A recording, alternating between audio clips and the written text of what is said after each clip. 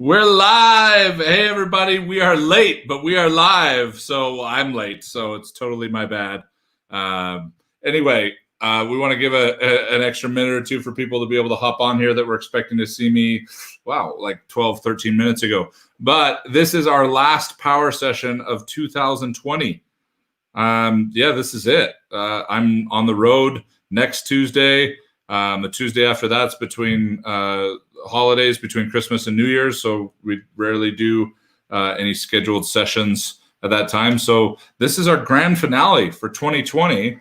And as I was spending time getting ready for this session, thinking about all of you, thinking about what we could share, what we could talk about to give you some perspective in processing the year we've had and in being set up for a higher level of success in 2021.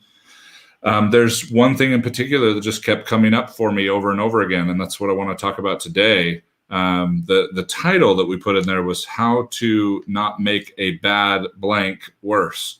And we wanted to leave that blank because you could fill in year, day, afternoon, month, situation, whatever. Just some really powerful things to consider in being sure to make sure that we don't make it worse. And Pretty, thank you so much for noticing our new Habit Finder logo.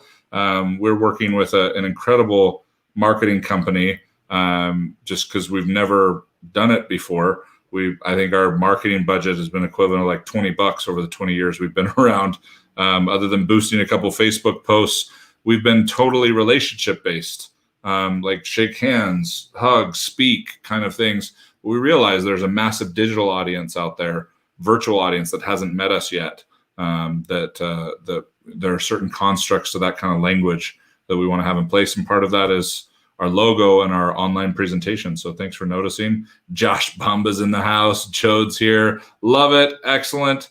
Thank you, everybody. I appreciate you being here with us for our final power session of 2020. I'm pretty sure I didn't miss a single week this year. Now that I think about it, this is one of my favorite things I get to do every Tuesday, jumping on here to share. There's Mama Bear in the house, my mom right there. So many good things to be able to talk about. Obviously, this is a really powerful time for reflection. And I want to share this before we really dive into today's topic. As we consider reflection, we want to understand the neurology. We want to understand the patterns of the brain, use past interpretation of patterns to determine projection of future patterns.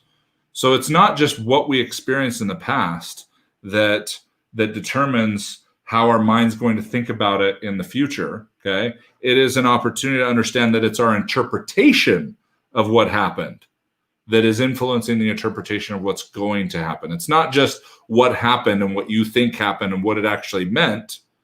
It's your interpretation of it. And so as we get an opportunity to reflect on 2020, I think it is critical, it is paramount that we not just reflect on this year, we reflect on our interpretation of this year, okay? And there are a few places to reflect on the interpretation of this year as the beaches of Bora Bora. So Josh has totally got it figured out. That's awesome. So anyway, the gratitude that's already pouring in. Thank you guys. You're going to get me emotional before we've even gotten into this. But let's dive into today's topic and wrap up this year with as much impact, as much, perspective as we possibly can as we address the way our minds think here at Habit Finder and realizing that our reality is not the reality. We get an opportunity here in these power sessions to rise above our reality, to observe it, so that we can address where we're headed in a more powerful manner. So with that said, let's dive in, everybody. Here we go.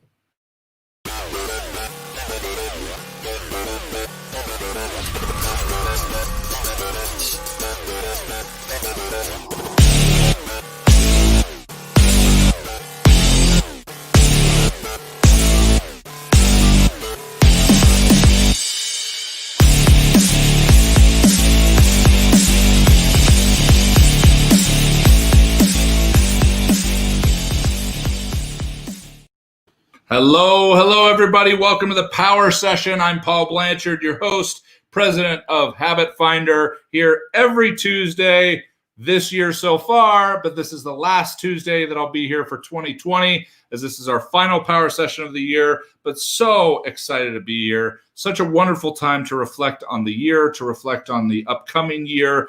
What an important time to understand how the brain works, to understand personal development on a very personal level. That's really what we're trying to do here in these power sessions. What Habit Finder aims to do is to make personal development personal again, and to understand that these big philosophical things that are built to catch your attention are not necessarily what actually changes your patterns of thinking.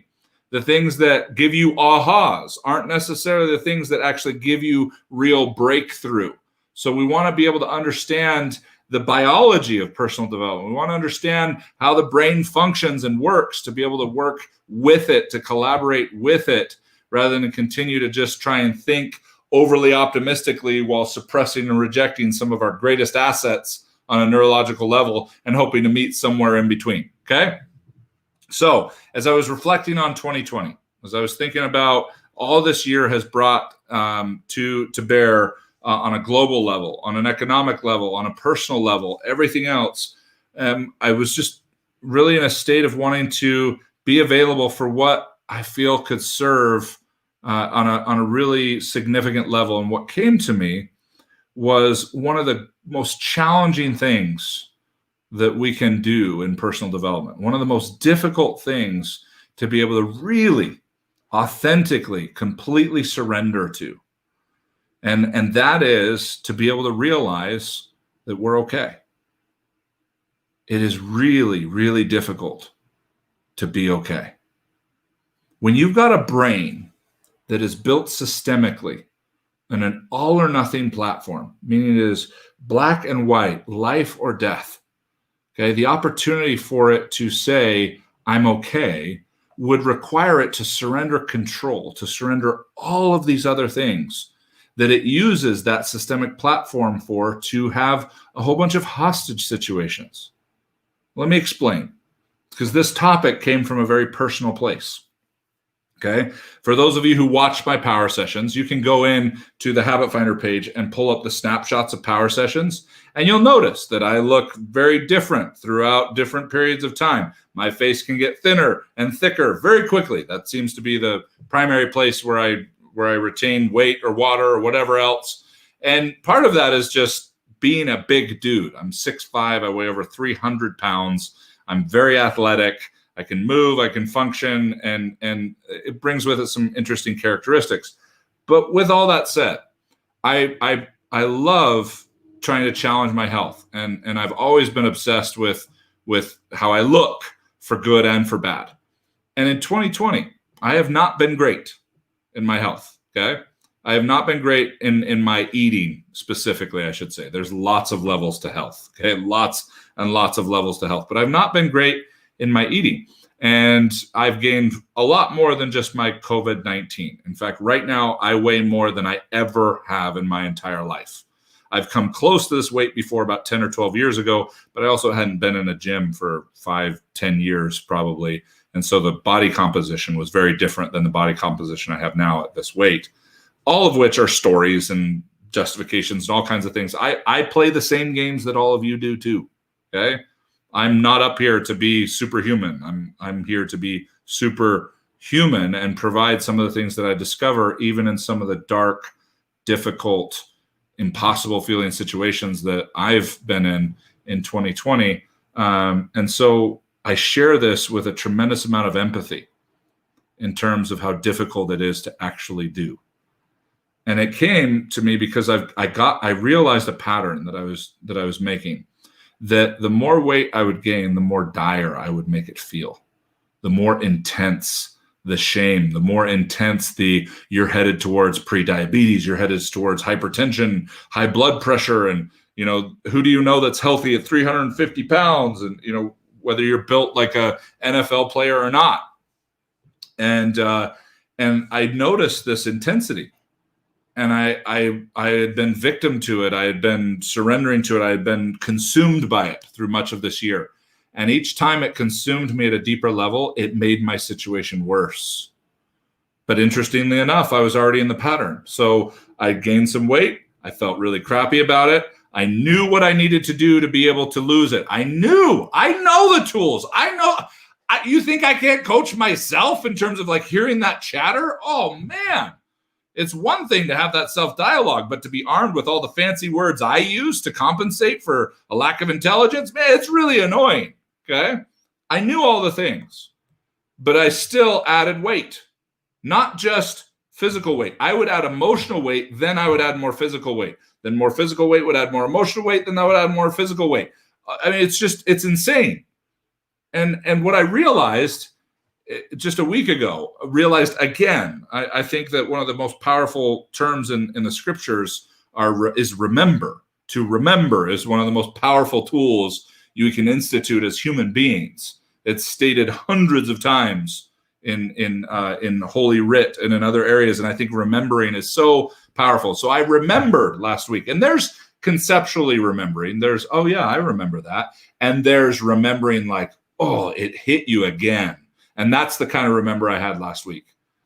Not the, oh yeah, I remember that, but no, like, oh, it hit me kind of remembered. And that was that I remembered this all or nothing part of the brain, this part of the brain that goes, if that's what we want, I want to weigh 280 pounds. Well, that's about 65 pounds off from where I'm at right now. Okay. Because I feel really good at that weight. That if the brain goes, if that's what I want, then I need to really hate this. I need to really not like this. I need to make this worse. This is so common, people. And when you're doing it, you don't want to hear that that's what you're doing. You don't want to hear that what the way you're feeling, the way you're coping, the way you're compensating is making it worse. No one in a state where they're already beating themselves up, already feel like crap, wants to realize that they are doing it to themselves. That just hurts. And then no one wants to admit that they're doing it to themselves so they can feel like they still have some kind of control. I feel helpless to get there. So if I can own my own shame, which makes it worse, and add to it, at least I feel like I can control my level of shame. Like, oh, I can turn up the heat here, make myself feel even worse. I'm in control of making myself feel worse. What a horrific place to be. I could just feel the stress and the angst. And of course, it was making my eating worse. It was making my habits worse. I was losing my love for going to the gym. And that is one of my favorite things in the world. To go and work out with Tyler at Shift and it just have my mind blown and how he understands the body and getting stronger in ways that I never considered strength. It's not just, oh, look what I can lift, but like all body weight kind of things and all this. Like, I love that. And that was even being attacked because of this cycle, because of our brain's desire to make bad worse, somehow believing that that's going to make it better.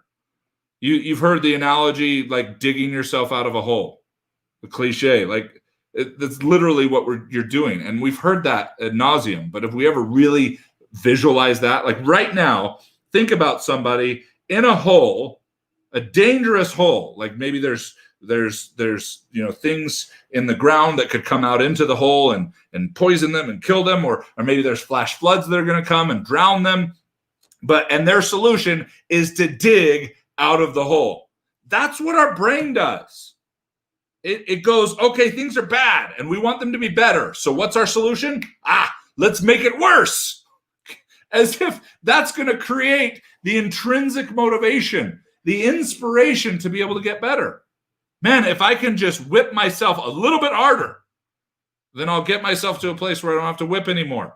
It doesn't work that way. But it's really, really hard to face. Really hard to face. Man, I needed to demonstrate. Yeah, I understand where I'm at. I get it. It could be worse. And I've got this body composition and this frame. I told all the stories. And, I get the cliche of the new year, but there's a lot going on. And my wife's going through this and I run into that and whatever. I couldn't even make the stories productive because I was so deeply ingrained in this mode of, it's bad, so I've got to make it worse. It's a hard cycle to break, but what happened last week is I just realized that I was okay. I realize that I'm not where I want to be, but I'm okay. It's one of the most productive places you can find, but it's not easily embraced. I'm not where I want to be, but I'm okay. I'm okay. Like, I don't have prediabetes right now. I don't have high blood pressure. I could be on the doorstep of it. I could be, but I'm not in the door yet. And if I was, okay, well, there's still, like, I'm still okay. I'm still okay because I still have things I can control. I still have things I can do, but I'm not going to find the capacity to do them, even at a small level, which the brain doesn't want. It doesn't want to do a little bit better. It wants to do all better. That was my problem. Like, I wanted to figure out how to get to 280 pounds as quickly as possible. Get back there, in fact, which made it even more frustrating. How to get back there as quick as possible. And that made it worse because I didn't start from being okay. I gave into the brain's carnal instincts of, if we want that, this needs to be bad. Because if this is bad, then of course we won't want to stay here. We'll want to go there. We need here to get there. Because guess what there is? There is the here of the future. And if we can't learn to embrace the here now, we're never going to embrace the now whenever it becomes now. Even when 20 years from now is now, if we've taught ourselves to hate now, it just doesn't compute. It's not going to serve us. And so what does the brain do? Makes it even worse. Oh, now you're definitely going to have the drive to get there. Now you've realized that it's life-threatening. Now you've realized this could wreck the next 20 years, not just how you look in pictures right now. And it still makes it worse. What we're trying to run away from, we end up running back into, but now we're weaker and it's stronger. This is a cycle we'll want to break because a lot of us, probably all of us, have had a tough year. Whether you processed it as such or not, it's been a tough year on a lot of levels. Seeing people pushed beyond their brink in 2020. More people than ever before in the over a decade and a half that I've been doing this, that I've been working in human potential and coaching, and it's crazy. It's crazy. But guess what? We're going to end 2020, and this may be really painful for some of you to hear, who have every reason to feel the weight that I'm talking about, every reason to allow your brain to convince you that it's worse than it is. And it may want to grab on even harder after what I'm about to say, but no matter what you have been through in 2020 or before, you're still okay. You are okay. You are not where you want to be, but you are okay. This brain convincing you that the ship is going down, everything's over, it's all done. Even those of you who are in a place where on paper that sounds like the description of your life, you are still okay right now. You wouldn't be watching this if on some level you were okay. And it sounds terrifying for those of us who have been consumed by that darkness, consumed by what is bad being made worse. It sounds terrifying to acknowledge that. Sounds like a violation of who we are to actually admit we're okay. Are you insane, Paul? Have you not been listening? What I've been going through, what I've been experiencing, you want to tell me I'm okay? Yeah, I do. Because it's only from that space, no matter what you're facing, no matter what you're going through, it is only from that space that you can do anything about it.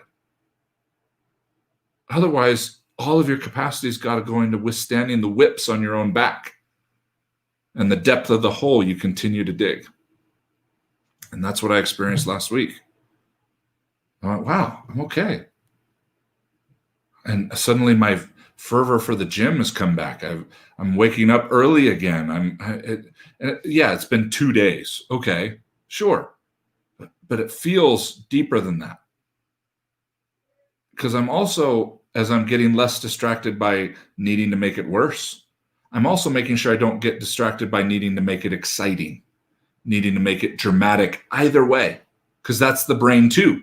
Oh, now you're going to be super excited, which is what we do here in a couple of weeks. It's January 1st, super excited.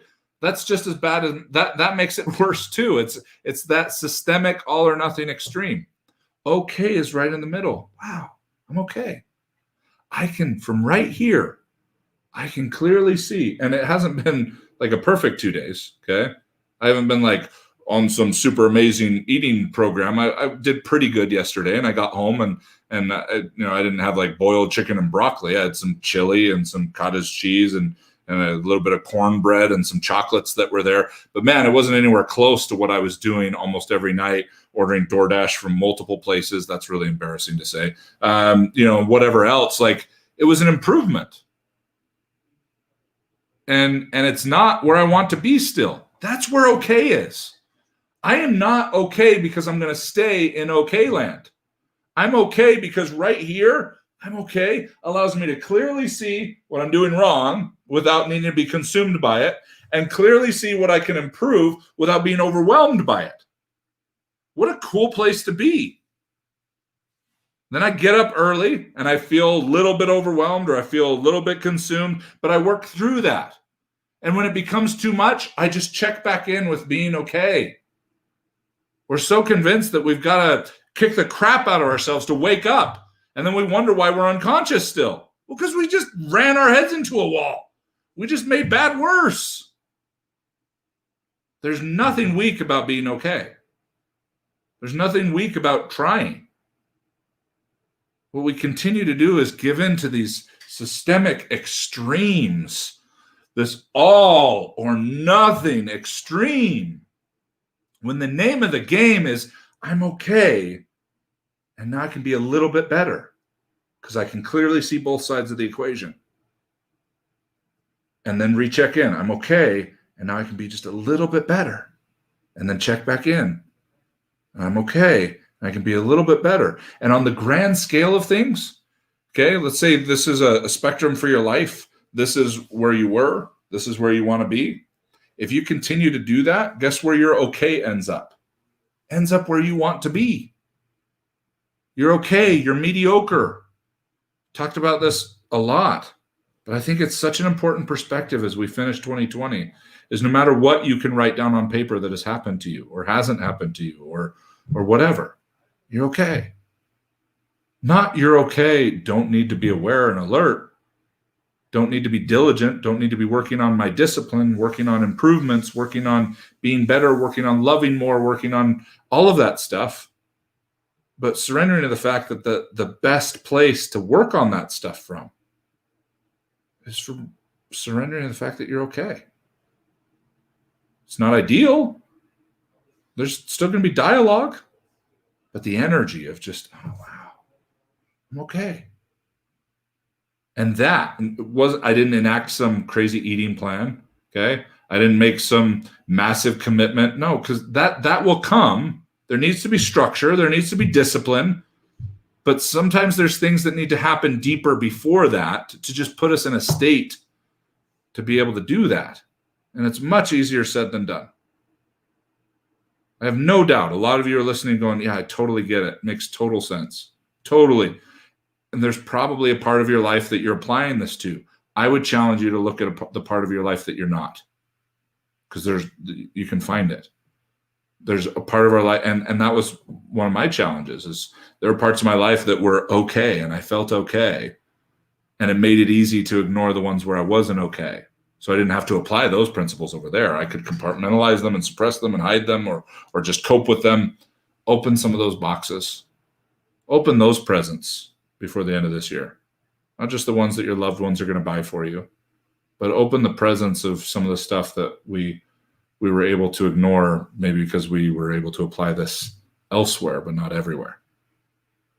It's a very powerful place to be. It's a very peaceful place to be. And it's amazing to me how many of us don't equate peace with power. But it's exactly where some of our greatest power comes from, is from peace, from being okay. And then we can go back out on the battlefield. We can go back in the arena. But too many of us have been out there 24/7, 365, giving into these all or nothing flows of the brain. So please don't make a bad year worse. I'll never forget what someone told me years ago. It was back when I used to interview every person that wanted to coach with Habit Finder. Because when we say we don't close, we don't sell like you might traditionally think, we mean it. We're picky about who we coach with. This is to go where we go, and Habit Finder is so effective, so powerful. But that's why it's not for everybody. Not everybody's ready to actually do what works. They'd rather spin circles and philosophically feel like they're traveling places than to actually do what it takes. But that's what I love about what we do. That's what our clients who are willing to do the work love about what we do. But that's what the clients who aren't willing to do the work don't love about what we do, is they'd rather spin on stories. And so at the time, I'm interviewing everybody to do our very best to make sure people are ready for what we have to offer. And I'm talking to this lady who's not an entrepreneur, not a leader in a major company as we would typically coach with, but she has very advanced MS, which hit really close to home for me because my wife had a scare of that within the first 6 months we were married, and it set a tone for our relationship it took us another 5 years to recover from. And she's sitting there talking to me, and I was like, I don't know that I can support your investment in this. It's a major investment to work with a coach. And I'm not seeing an ROI in a business you've got. I'm not seeing an ROI in terms of an organization you're going to impact. And she said, Paul, MS has made my life this hard. And my habits of thinking have made my life this hard. I want this back. I've never forgotten that. I want this back because this experientially makes all the difference. Conceptually in your mind, why would you just want this much back? I would want all of this back. Well, that's giving into that systemic part of the brain. But experientially, getting this much back feels like getting this much back. And she knew that and taught me an incredibly powerful lesson at that time, because her brain was making bad worse. And that margin was crushing her, was making her life unbearable. But she knew that if she could realize she was okay, this wasn't ideal, okay, which sounds even silly to say it that way, but she was okay. She was okay. She was built to be able to handle what she was given, but not built to handle what she was given and unhealthy habits of thinking, making it worse. So I think one of the greatest habits you can carry from 2020 into every year, the rest of your life, is not give in to the brain's natural instinct to make bad worse. Just remember, it's very hard to hear when you're doing it, and very easy to justify and compartmentalize and only do it in a few areas of your life and not every area of your life. So I appreciate the opportunity to share this message. And I hope it can make an impact on as many of you as possible. We do want to end with a beautiful little video that my director of operations at Miriam created for us for a new thing that we've created. And some of you might be going, well, why didn't you just end where you just were? And I even got no, because what I shared, I hope makes an impact. But I know this does. I know that getting into some of the things that we offer and moving beyond just coming here to a free Facebook session and applying some really powerful tools can make a huge difference. And also, this has turned into a lot more than just a course or even just an experience, as we call it. And certainly turned into a lot more than just social media. We were actually in a mastermind with our coaches today, and I realized the first place we start with any of our clients is to challenge them to be more social. We call it connection, to connect more. But on a fundamental level, on a practical level, it's being more social. And we do that not just for the sake of being more social, but because doing so exposes things in yourself that you wouldn't be able to see otherwise, exposes patterns and habits and thinking patterns and thinking habits that you wouldn't have been able to see otherwise. And then we move into dreams and mental creation. Then we move into physical creation, being more present, and so on through the elements that we use in some of the biggest companies in this world, all the way to network marketers and everybody in between. And as I was thinking about that, I was like, wow, we built this course thinking it was going to be for strategy, for utility, and how to use Facebook in a really powerful way in a time when people are once again saying, well, Facebook's not what it was and blah, blah, blah, and whatever. And it's still the biggest platform on the planet. Okay. Many have tried to step up, and more are surviving than ever before, but none of them are bigger than Facebook. And definitely not when it comes to being social, when it comes to really connecting and getting a feel for someone rather than just pictures. There's videos, there's shares, there's all kinds of stuff. And as we launch this course here at the end of this year, the beginning of this month, it has turned into so much more than we ever thought it would be. It is exposing the habits of thinking that Habit Finder focuses on teaching you how to manage differently and improve, while also having tremendous impact on your reach, your influence. I mean, we've got people who have been on Facebook for years, like building their business on there too. Like we had one person, her name's Gwen, who has made major investments in Facebook and how to use it, to leverage it, to build her business. She was one of the first people in her organization to really do it intentionally and to really invest in it over the years. And her, I loved her feedback. She said, the course was exactly what I've learned until it wasn't. Okay. And just watching, like, even someone who is doing it right be able to do it even better. But then I also love the people who Facebook is, just been one of those things they kind of have to do occasionally, or they keep their family updated or whatever. And they're diving in with a new perspective of being able to free themselves of being gamed by the algorithm. And now they know how to game the algorithm rather than be gamed by it. The analogy I gave the other day in an interview I did with a major leader who now wants everyone, thousands of people on this person's team, wants all of them doing this because of the experience he's had with it. The analogy I gave him was being like a grocery store. A grocery store is designed and laid out to get you to buy stuff you didn't go in there for. Because it knows most commonly, for example, your most common needs are going to be like milk and eggs, for example. Well, where are those? They're in the very back corner. They want you to walk through everything else they want you to buy before you get there. Well, it's the same thing with Facebook. If you go in there unaware of the game or frustrated with the game, it's the grocery store is still the best place to go buy milk and eggs. And the opportunity to be able to go in there focused to get what you want and get out is why you still go to the grocery store. But then you go on Facebook and say, I don't do this because it does this and this and that, and it impacts kids this way and that way and whatever. And all that, great points. I'm not here to fight that at all. But it's still a place where people are. It's still a place where even if they're just looking for an update from a family member or two, it can get you access, especially at a time when access is so important. So important. And so we had no idea when we started this in January, even before quarantine happened, that it was going to be this powerful. It was going to be this important. And so I want to show you guys this just because I appreciate all of you tremendously. And I feel it'd be irresponsible to not leave you with something that you can grab onto rather than just a good message. So please enjoy.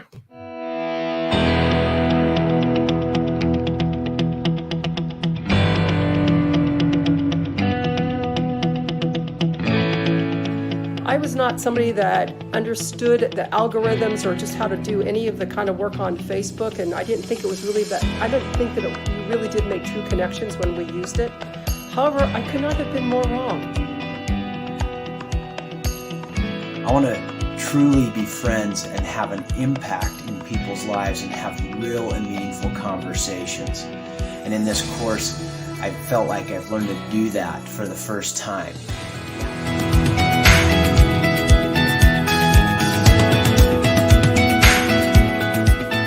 If you were like me and you were social before, you actually got into that online space, and then all of a sudden you were like, I don't want to be that icky salesperson, right? You know, that people are talking about that just like friend you to friend you and then like throw up their business all over you and spam you in your messenger. So literally the Crack Into Social Code course is a breath of fresh air.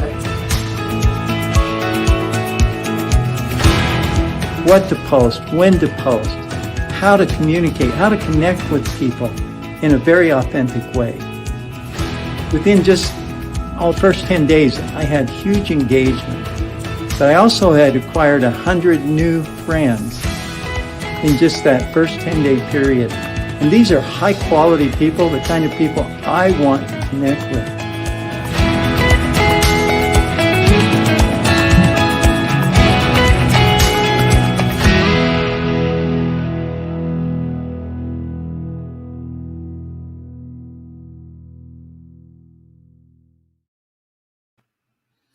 Thanks for sticking around for that. Meant everything that I said about making sure you don't make a bad year worse, and really felt impressed to share at the end of this how to make a tough year incredible. What we're already hearing from the hundreds of people that have already jumped on this course has been unbelievable. Wow. Josh over there on a beach in Bora Bora, got an opportunity to work with him this year, and he reached the highest level of his company, the highest ranking and compensation, and just incredible opportunity to work with such amazing people. Sorry, it just caught me off guard because, Josh and his wife mean a lot to me. It's the opportunity to work in people's lives like this that is incredible. And I feel just as passionately about this course. That this novel idea sounded awesome. We have our cyber ninja who's just unreal, that gives us how we game the algorithm. And then I get to teach habit finder principles and how you connect with people, how you fall back in love with being social, even when you don't feel, even introverts, how to be able to do that and be rejuvenated by it, and so on. It's really a tremendous opportunity, but also want to be clear, like, this is our last power session, last opportunity to be able to share something like this with you guys on this platform. And the right now it's priced at $297. It's only going to be at that price till the end of the year. Like, you're going to want to jump in and take advantage of this because we priced it accessibly, and we're still including the VIP support. You get live calls on Monday and a discussion board where you can go in wherever you're at in the process and post a question and get answers, up-to-date answers. In fact, Saturday and Sunday, okay, huge bravo to Miriam, who's been part of one of our architects in this course and who's actually built it out, as me and the Cyber Ninja have partnered on the content and everything. He sends to Miriam last week, hey, here's all the updated heat mapping, meaning here's all the updated times when you should be posting certain types of posts on different days and different things. And she went in and updated the entire course on Saturday and Sunday, which are the times that you're not having to do anything specific, so that come Monday, everybody's got the most up to the minute, because that's what we promise in this experience.